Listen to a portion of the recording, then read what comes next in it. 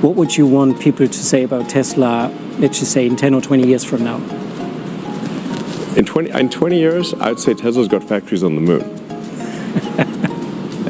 Actually, this year really it will be the case that you, from a technical standpoint, you'll be able to fall asleep in the Tesla and wake up at your destination.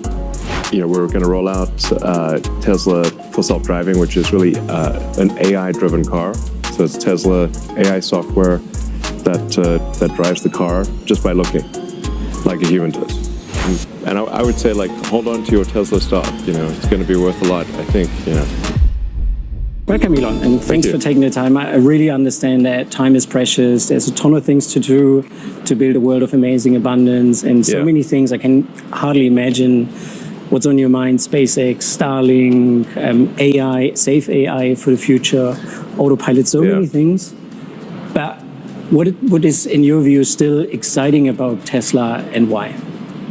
Well, I think Tesla is one of the most exciting companies in the world. It's perhaps the most exciting, but Tesla and SpaceX, let me say, are the two most exciting companies. So we're obviously expanding production. We're making more cars.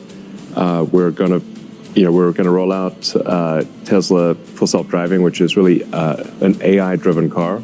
So it's Tesla AI software that drives the car just by looking, like a human does. So Tesla has the most advanced real-world AI, and hopefully it will be approved soon in Europe. We're told by the authorities that March 20th it'll be approved in the Netherlands, was what I was told. Hopefully that date remains the same.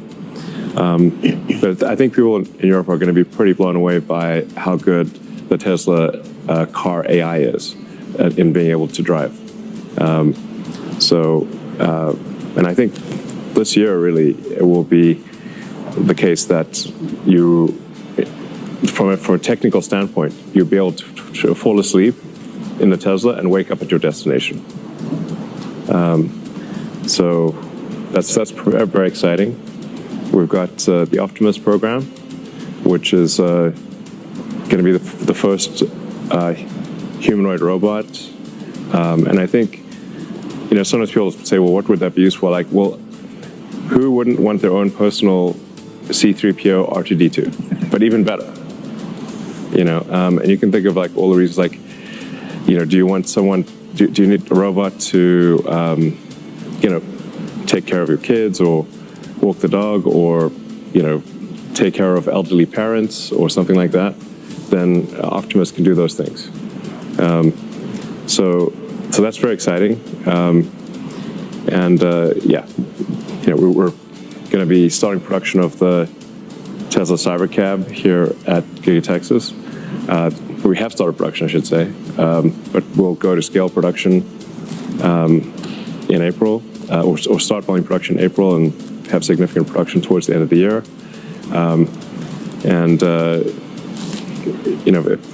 If things go well, we would probably manufacture Cybercab in Europe as well, and also manufacture Optimus in Europe. So we've got the Tesla Semi coming out, so the Tesla heavy truck, and that'll be going to Europe hopefully next year. There's so many things happening. It's a long list. It's a long list to make it an exciting company. Yeah. And battery cell production. Yeah. We're going to start making battery cells at Giga Berlin. We have the Tesla lithium refinery that started up in Texas, and the Tesla nickel cathode refinery that's started up here in Austin. It's really, this year is a tremendous number of things. We've got five factories starting volume production this year, 5 major production lines. We look forward to extending that to Europe as well. And I guess looking a little bit back, Tesla hasn't done anything less but really transforming a whole industry. I think without us taking that brave step, or Tesla taking that brave step to electrify mobility, the industry wouldn't be where it is today. what would you want people to say about Tesla, let's just say in 10 or 20 years from now? In 20 years, I'd say Tesla's got factories on the moon. Actually. Basically, I see a very prosperous future for Tesla. It's difficult to predict anything in 20 years, but if you say, like, I think 5 years to 10 years, I could say Tesla has an extremely bright future. And I would say, like, hold on to your Tesla stock. You know, it's going to be worth a lot. I think, you know, that's my bet. Very cool. Coming back to the present, if you look, I mean, you're always very well informed. If you look to the European industry, especially to the automotive sector, or even the German industry and automotive sector, what do you think about it? What do you believe are the main reasons for their current state? Well, I think there's not been enough innovation in automation. Automotive innovation has been relatively low. So the cars that are being produced are very much like the cars that were produced 5 years ago. They're not big differences. You know, I've said for a long time, really, that the automotive industry, I said this for 20 plus years, needs to go towards electrification. And this would be true even without environmental concerns. So it's just an electric vehicle is a fundamentally better architecture than a gasoline combustion vehicle. It is much simpler. It is more efficient. It's quieter. There's no pollution within cities. So really, all ground transport should be electric. And I think all ships and eventually all planes should be electric. But the automotive industry has strongly resisted electrification. They've dragged their feet. And they had to be pushed there by government. And then whenever they've had any opportunity to reduce the production of electric vehicles, they've done so. So this is just this is not a good strategic. It's like it doesn't make sense. And also making vehicles autonomous is critical.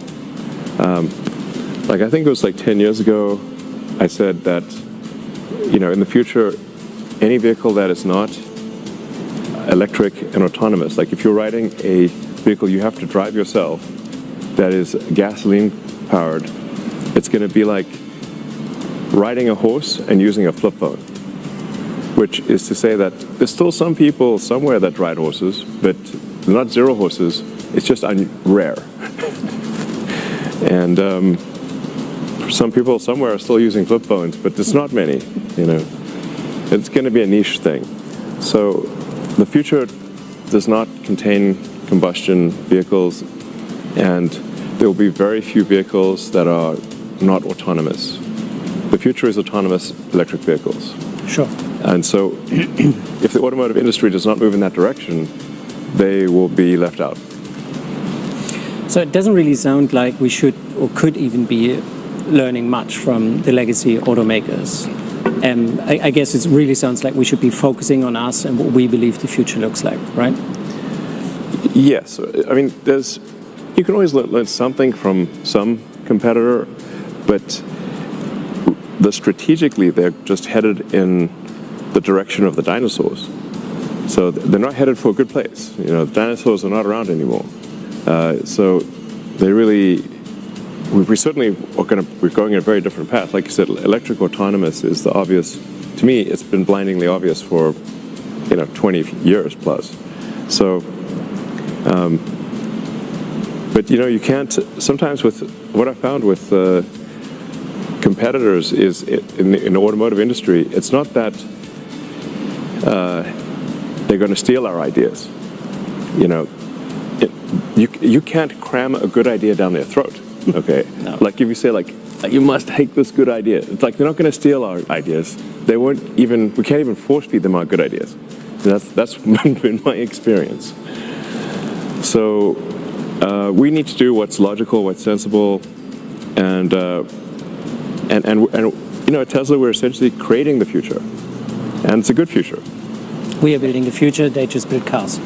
Yeah, it's a good future. It's a future with electric vehicles that don't emit poison gas, literally, that quiet, efficient, and like I said, autonomous. The car, instead of having to be stuck in traffic, driving through, busy roads, and sometimes also people they may fall asleep, or they may have a medical emergency, and then if you're driving yourself and you're on the autobahn going super fast, and you have like a seizure or heart attack or something, then you could die. But if the car's autonomous, it can take you to a hospital. In fact, this has actually happened many times with Tesla cars. Right. Really cool. So if we look at GigaBerlin specifically, about 6 years ago, nearly, we broke ground. 4 years ago, we started production.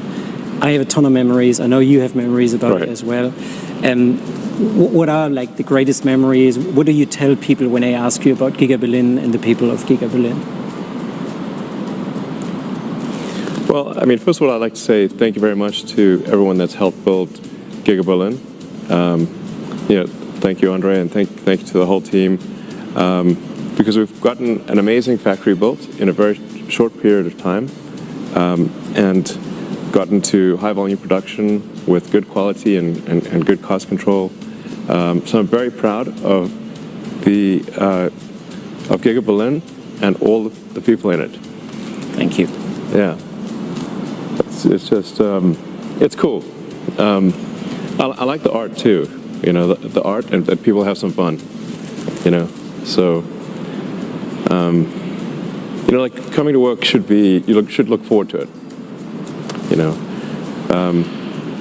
So you're coming to work with people that you enjoy working with. You're doing useful things. You're making things. So I have a lot of respect for makers. Like, you actually make something, you build something useful that that people enjoy. That I'm a big fan of makers, and there's a lot of people who, I don't know, they're like, they don't make things. I don't know. They just hang around.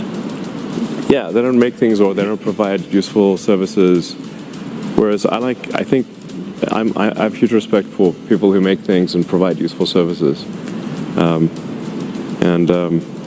There's an honest day's work, So. Thank you. Yeah. I mean, I don't know if you do have, but if you have a vision for GigaBerlin, what would it be, and what do you think would have to happen for it to become true? Yeah, I think ideally we would significantly expand production at GigaBerlin. So we'd also do high volume production of battery cells, probably also the cathode, the anode, lithium. So there's become vertically integrated, and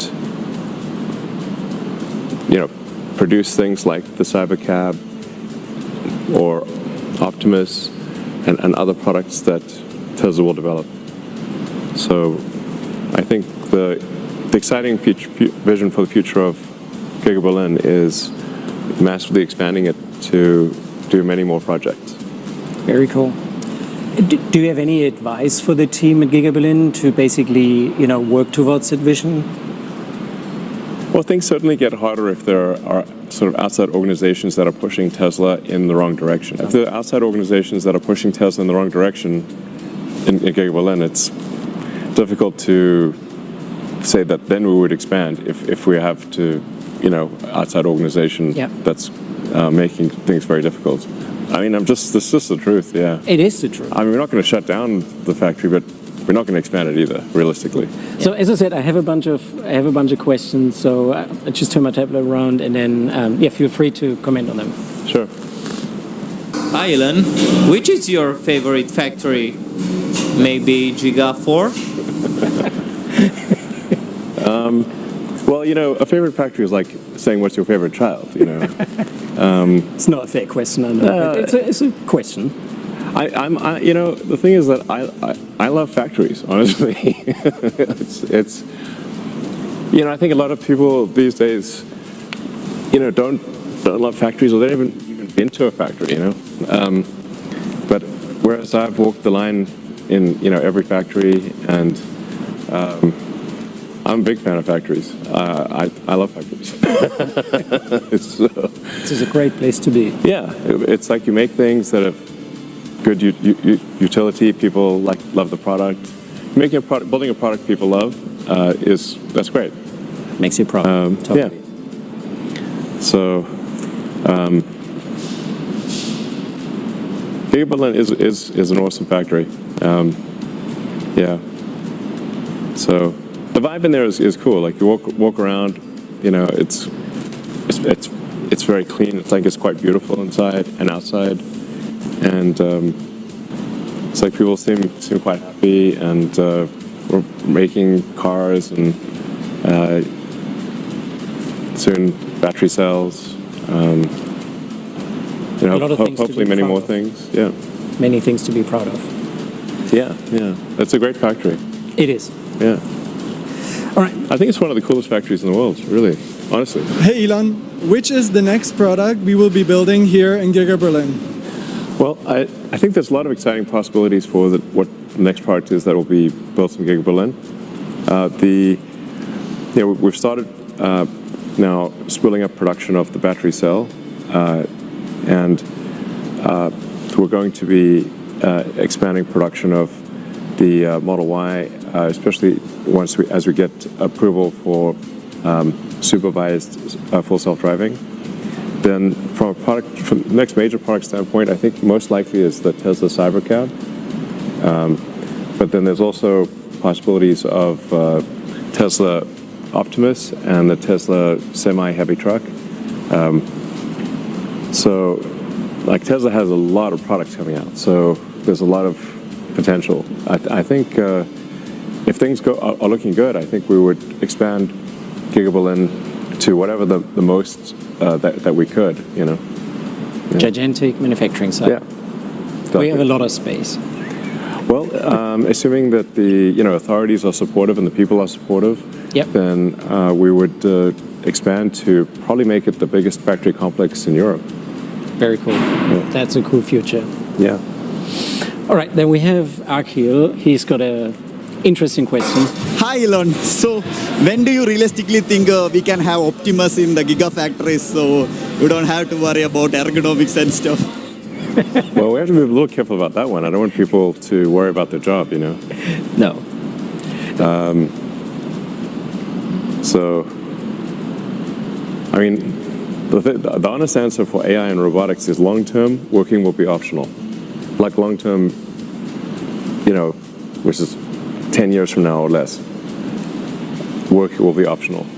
Like if you want to work, you can. Like, kind of like if you grow vegetables, you can grow vegetables in your garden, or you can get them from the store. It's optional to grow vegetables in your garden. Yeah. But some people still like to do it. It's extra work to grow your own vegetables, but it's people enjoy the process. That's gonna be how work is in the future. It'll be like you can work if you want to. Very cool. Yeah. How can we make sure that the adoption of new technologies like Optimus reach countries in the third world? I think it's an interesting question generally. Well, I think for Optimus, we first have to succeed in making a useful robot. So this is a hard thing to solve. Nobody has solved making a truly useful humanoid robot. And then you have to make it useful, and you have to scale production. And it's an entirely new supply chain. For Optimus, we've had to design the whole robot from physics first principles, so that we're designing every motor, every gearbox, or not a gearbox, every gear. Really, and the hands are extremely difficult to design. To have a properly dexterous robot hand is very, very difficult. One of the hardest things to engineer. So we actually first need to have at least one that is useful. And then we can scale production. And at first, the tasks will be pretty simple, that Optimist is, and they will gradually get more sophisticated. I think eventually, Optimist could do medical work. Like it could do be a doctor, be like do surgery, and there's long-term potential for everyone in the world to have access to incredible medical care, like better medical care than anyone receives today from humans. So I think long-term, like Optimus as a surgeon would be incredibly good, super competent, and everyone in the world would get better medical care than anyone currently in the world gets. Yeah. Hey Leon, what advice would you give young people for life? What advice would I give young people for life? Well, I would say one thing is to be to err on the side of optimism, to be optimistic about the future. I think it's better to err on the side of being optimistic and wrong than pessimistic and right. Your quality of life will be much better. So I would urge people to be excited about the future. I'm excited about the future.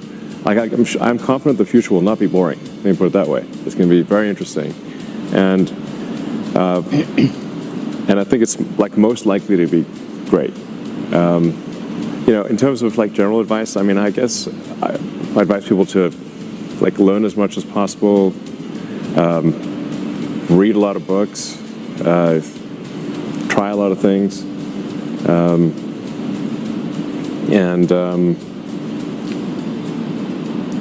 I guess I guess enjoy life. Just enjoy life, but like working is also part of enjoying life. Totally. So Find a job that you can actually enjoy. yeah, I think if people derive satisfaction from building things, then like Tesla is an awesome place to be because we build things. We make useful products, and I think that's a great thing. What is the most inspiring moment in your life? I guess when my kids were born, that would be the most inspiring moment. In terms of work stuff, I guess it's when we had the first production Roadster at Tesla. Mm-hmm. That was really, it was like hard to believe that we actually made a car that passed all of the regulatory requirements, and you could actually go on the road with it legally. Yeah. Because when we started out, we didn't even know how to make a car. On the rocket side, the first time getting to orbit was a huge relief. Reusing, getting the rocket to come back and land was very cool.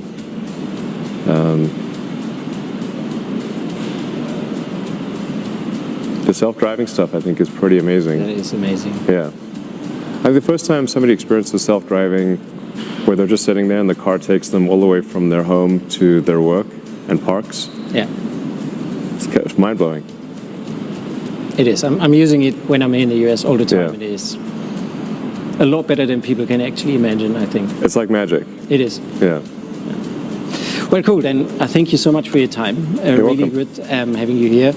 And yeah, hopefully we see you soon in Berlin again and show you around what we have done since you visited us last time. Yeah, and once again to the people of Giga Berlin, Dankeschön für eure harte Arbeit. Dankeschön. Thank you, Elon. Thanks for your time.